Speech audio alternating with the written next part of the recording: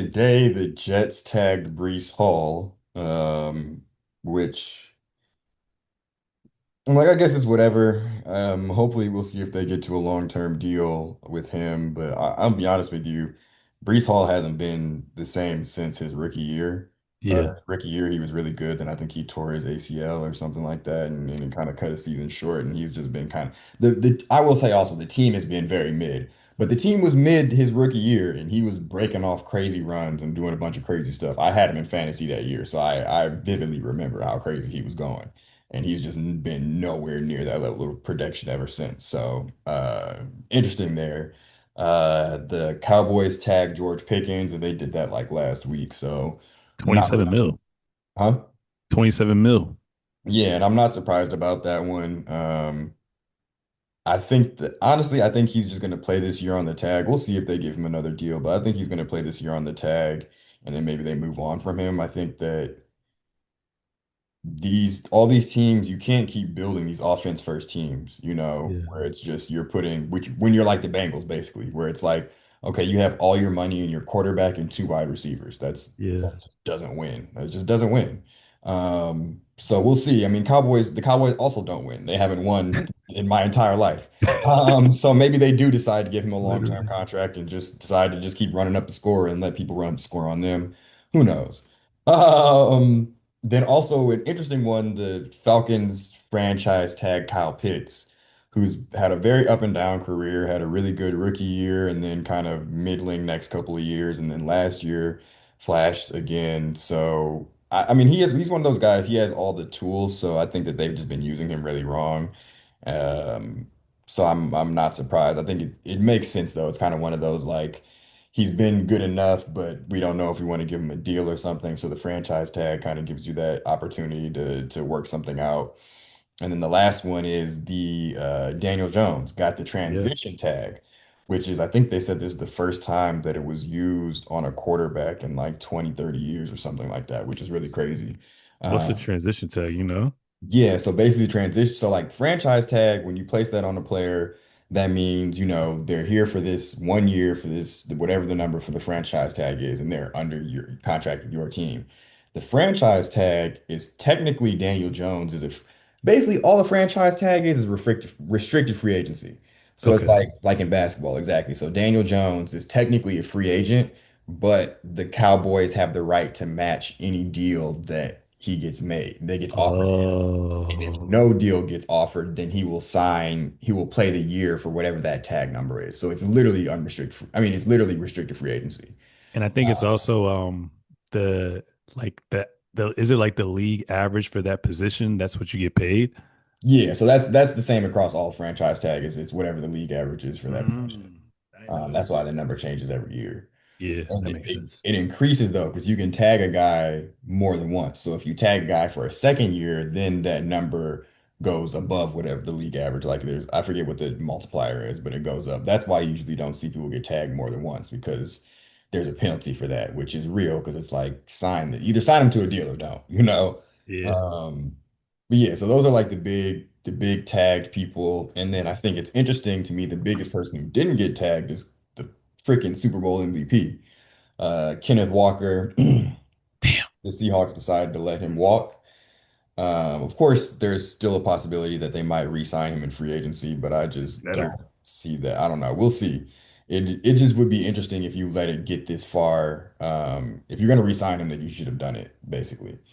But we'll see. Running backs are very devalued. And it seems like for whatever reason, they never wanted to give him the keys anyway.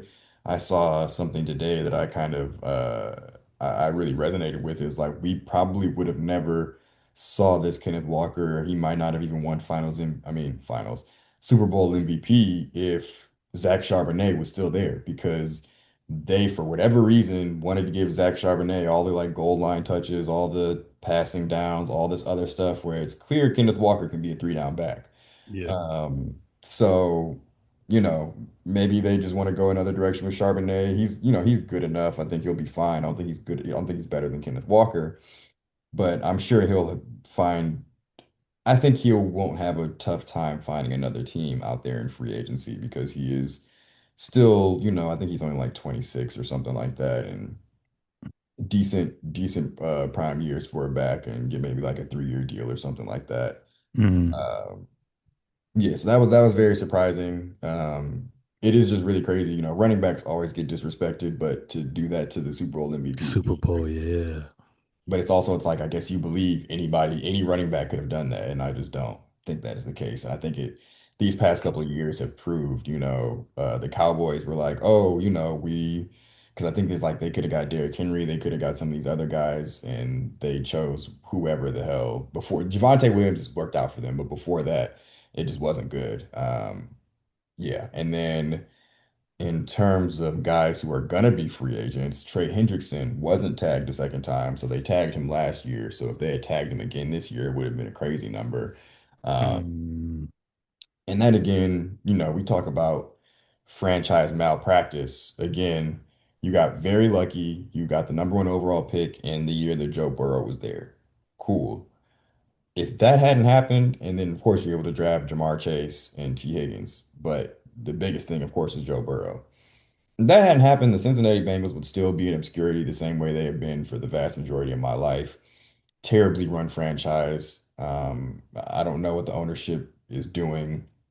You literally could have traded Trey Hendrickson when he was coming off of a first team all pro season. At the peak of his powers, he led the league in sacks, 17 and a half, and it was his second year in a row with 17 and a half sacks. And they Mhm. decided, no, we're going to franchise tag him and have him play this year when we were awful. And nothing good came out of this year. And now he's walking for nothing.